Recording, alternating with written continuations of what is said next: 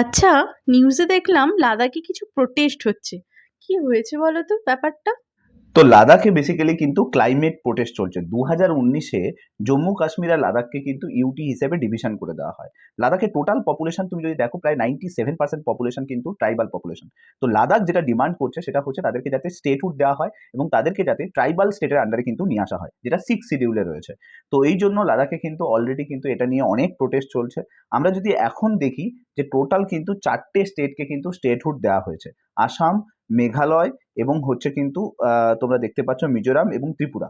এই 4টে স্টেটকে কিন্তু হচ্ছে কিন্তু স্টেটহুড দেওয়া হয়েছে 6 শিডিউলের আন্ডারে। তো লাদাখে কিন্তু একটা বিজেপি এমপি আছে, সেও দাবি করছে যে তাদের যাতে স্টেটহুড দেওয়া যায়। স্টেটহুড দিতে গেলে আর্টিকেল 3-তে পার্লামেন্টে কিন্তু অ্যামেন্ডমেন্ট নিয়ে এসে তো লাদাখে মেন প্রোটেস্টের কারণ কিন্তু এই স্টেটহুড এবং 6 শিডিউলে ট্রাইবাল স্টেটের আন্ডারে নিয়ে আসার জন্যই কিন্তু লাদাখে সবাই কিন্তু প্রোটেস্ট